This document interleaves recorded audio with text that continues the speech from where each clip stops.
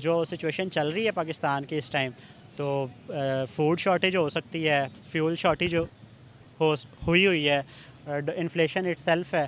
तो देख लें, आप स्टोरेज कर लें चीज़ों की, फूड स्टोरेज कर लें और पेट्रोल भी स्टॉक कर लें। कितना क्यों रखेंगे स्टोरेज करके, कितनी देर तक रखेंगे? जितना वो कर सकते हैं, जितनी उनकी कैपेसिटी है कर लें, लेकिन कुछ नज़र नहीं आ रहा कि यहाँ पे क्या हो जाना है। डिफ़ॉल्ट हो चुका है पाकिस्तान, उसको एक्सेप्ट नहीं कर रहे कि नहीं हम डिफ़ॉल्ट नहीं कर अभी किया हमने, तो वो इन पे है। लेकिन जो चीज़ें नज़र आ रही हैं वो डिफ़ॉल्ट हम हो चुके हैं। डिक्लेयर ना करना वो एक अलग बात है। पाकिस्तान का इस टाइम इंडिया के साथ कोई कंपैरिजन नहीं बनता। हम फजूल में ये कहते रहते हैं एक बात कि हम ये कर देंगे वो कर देंगे, लेकिन कंपैरिजन ही नहीं बनता है। ऐसे हवा में सपोर्ट करता रहूँ उसका कोई फ़ायदा नहीं है। मैं ना मानूँ वाली बात है। अब मैं ना मानूँ वाली स्ट्रेटजी को लेके अगर चलना है तो फिर तो मैं कह देता हूँ नहीं पाकिस्तानी, हम पाकिस्तानी एज ए पाकिस्तानी सबसे ऊपर है। लेकिन हमें फैक्चुअल देखनी है चीज़ें कि इनफैक्ट असल में हकीकत रियलिटी क्या है। में हमारे यहाँ जो मेन इसकी रीज़न जो पाकिस्तान में मैं अगर बात करूँ तो मेन रीज़न यही है कि हमारे यहाँ इंडस्ट्री बिल्कुल फेल होती जा रही है। हमारी एक्सपोर्ट्स बिल्कुल डाउन हो गई हैं और जो भी इंडस्ट्री हम लगा रहे हैं उसमें हम डिफ़ॉल्ट पे जा रहे हैं। बिजली की कीमतें बहुत हाई हो गई हैं। अब हमें ज़्यादातर नेचुरल रिसोर्सेज पे, ग्रीन रिसोर्सेज पे जाना पड़ेगा और कुछ ऐसे सॉल्यूशंस देने पड़ेंगे गवर्नमेंट को जो कि जिससे हमारी इंडस्ट्री जो है वो रूट लेवल से मेच्योर हो सके। देखें, पाकिस्तान में बहुत सारे मसाइल हैं, मईशत है, पॉलिटिकल अनस्टेबिलिटी है, एक हुकूमत आ रही है, एक जा रही है, लोगों का यकीन ही नहीं आ रहा। और फिर आप देखें कि पाकिस्तान में फिर लोग जो है वो ज़ख़ीर अंदोज़ी भी कर रहे हैं डॉलर की। तो पाकिस्तान हमारा मुल्क है, हम बड़े मुहब्बे वतन है, पाकिस्तान से प्यार करते हैं, पाकिस्तान है तो हम हैं। लेकिन कहीं ना कहीं इंडिया जो है टेक्नोलॉजी में हमसे बहुत आगे है, बहुत सारी चीज़ों में वो आगे ही, हमें मानना पड़ेगा। असल वजह ये है कि हमारी जो सी कंट्री है ना जी, हम रुपए के अंदर ट्रेडिंग नहीं कर रहे। हमारा रुपया ट्रेडिंग करेगा, हमारे रुपए की वैल्यू ऊपर आएगी तो हमारा डॉलर के मुकाबले में रुपया जाएगा ना। अब आप इंडिया की बात करते हैं तो इंडिया की बात में ये है कि इंडिया 18 से ज़्यादा मुल्कों के अंदर अपने पैसे के अंदर, रुपए के अंदर, इंडियन करेंसी के अंदर ट्रेडिंग कर रहा है। ठीक है, इस कंट्री में होगी, उनकी कंट्री के अंदर वो ट्रेडिंग कर रहा है, 18 से 18 प्लस होगी उनकी। तो इसलिए उनके लिए डॉलर उनके लिए नीचे स्टेबल होता जा रहा है। वो एक वक्त ऐसा आएगा मे बी कि भी वो डॉलर के बराबर आ जाए इंडियन रुपया। अब बांग्लादेश है हमारे साथ, अफ़गानिस्तान की लोएस्ट करेंसी थी, उन्होंने अपने रुपये के अंदर ट्रेडिंग शुरू की है, वो उनका अब रुपया हमारे से स्टेबल हो गया, हमारे से ऊपर चला गया। नमस्कार दोस्तों, जय हिंद दोस्तों, स्वागत है आपका हर प्रोजेक्ट एक और नई वीडियो में। दोस्तों आज की वीडियो में बात करेंगे, जैसे आपको पता है कि पाकिस्तान में जो डॉलर का प्राइस है वो दिन पर दिन बढ़ते जा रहा है। बट अगर कंपेयर करें से इंडिया से, तो इंडिया में डॉलर का प्राइस अभी चले 82 रुपीज़। बट अगर पाकिस्तान करेंसी की बात करें तो वहाँ पे डॉलर का प्राइस 284 चल रहा है। तो आप देख लीजिए कितना बड़ा कंपेरिजन है। पाकिस्तान के अवाम, मतलब पाकिस्तान वैसे पूरा इन्फ्लेशन इतना हाई हो चुका है, मतलब वहाँ की रुपये की कोई वैल्यू नहीं है। अगर हम इंडिया के रुपये की बात करें तो 18 प्लस देश इंडिया रुपये में ट्रेड करना चाहते हैं, चाहे वो सऊदी अरेबिया, चाहे वो ईरान हो, चाहे वो रशिया हो, चाहे वो इराक हो, मतलब कोई भी कंट्री ले लो। बट अगर हम पाकिस्तान की बात करें तो वहाँ की डॉलर की वैल्यू कुछ है ही नहीं भाई, मतलब कुछ भी नहीं है यार, क्या बताओ तुम्हें। तो बहुत ही मतलब पाकिस्तान में जब शौक हो चुका है ये बात सुन के कि वहाँ के डॉलर की प्राइस कुछ है ही नहीं। अब एक बार बताता हूँ मैं भाई, अगर डॉलर के प्राइस में मतलब किसी भी कंट्री की प्राइस तब होता है जब उस कंट्री की वैल्यू हो। जब कंट्री की वैल्यू नहीं तो प्राइस कहाँ से पड़ेगा। पाकिस्तान वैसे पर डिफॉल्ट हो चुका है, तो कंट्री की कोई वैल्यू नहीं है, तो वहाँ के प्राइस मतलब वो जो वहाँ के हुक्मरान है वो कुछ ट्रेड तो करते हैं। सबसे मेन होता है ट्रेड। अगर इंडिया की बात करें तो वहाँ के प्राइम मिनिस्टर नरेंद्र मोदी ने कितने अच्छे फैसिलिटीज़ करे कि ट्रेड करते हैं हर कंट्री के साथ।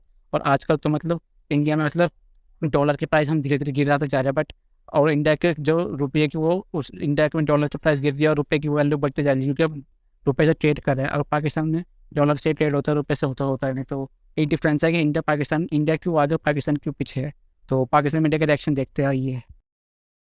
अलबत्ता पाकिस्तान में इस डॉलर के बढ़ने से बड़े नुकसानात हैं, और मैं देखने वालों को ये बता देता हूँ कि बहुत बड़ी महंगाई आने वाली है आने वाले दिनों में। डॉलर का बढ़ना ये आम लोगों को समझ नहीं आती, लेकिन यकीनन डॉलर का बढ़ने से बहुत सारी महंगाइयाँ एसोसिएटेड होती हैं और फिर एक तूफ़ान महंगाई का आने वाला है। अगर हम बात की जाए इंडिया की, तो इंडिया अदर कंट्री के साथ अपने रुपीस में रुपीस में ट्रेड करने जा रहा है, अपने रुपीस को भी बेस्ट करने जा रहा है। इसका आपका क्या कहना है?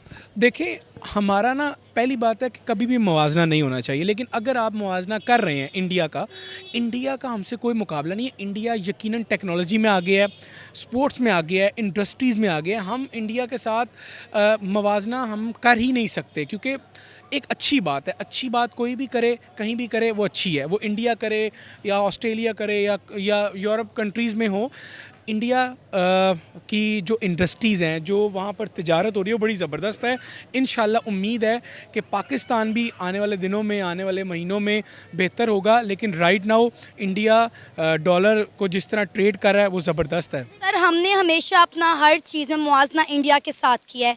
इंडिया में अगर बात करें तो इंडिया में डॉलर रेट जो है वो 82 रुपीज़ चल रहा है। इवन के 18 कंट्रीज़ ऐसी हैं जो इंडिया की करेंसी में ट्रेड करने के लिए, इंटरनेशनली ट्रेड करने के लिए तैयार हैं, लेकिन पाकिस्तान का रुपया दिन ब दिन डाउन होता जा रहा है, डिवैल्यू होता जा रहा है। एक्चुअली इंडिया जो है वो थोड़ली उसकी जो आबादी है और जो उसका स्केल है, उसके मार्केट का स्केल है, वो पाकिस्तान से बहुत बड़ा है। आप उससे कंपेयर नहीं कर सकते। अगर आप पाकिस्तान को इसके मुकाबले में लाना चाहते हैं तो आपको अपना जो पूरा जो ट्रेन है पूरा इसको यूनाइट करना पड़ेगा। आपके साथ अफ़गानिस्तान लगता है, ईरान लगता है, सऊदी अरब है। जब ये इकॉनमीज़ आपके साथ जुड़ेंगी और एक प्लेटफॉर्म बनेगा मुस्लिम एंड पे, तभी कुछ जो पॉजिटिव्स जो है ना आ सकेंगे आपके इस्लामिक वर्ल्ड में। अदरवाइज़ अगर आप अकेले रह के एक पाकिस्तान को कंसिडर करते या ईरान अपने आप को कंसिडर करे, तो जब तक हम डिवाइड रहेंगे तो हमारी इकॉनमीज़ इनके साथ मुकाबला नहीं कर सकेंगे और हमें इसी जुल्म का सामना करना पड़ेगा। आपको नहीं लगता कि पाकिस्तान जो है वो आइसोलेट होकर रह गया है? हमारी किसी कंट्री के साथ ट्रेड नहीं होती है।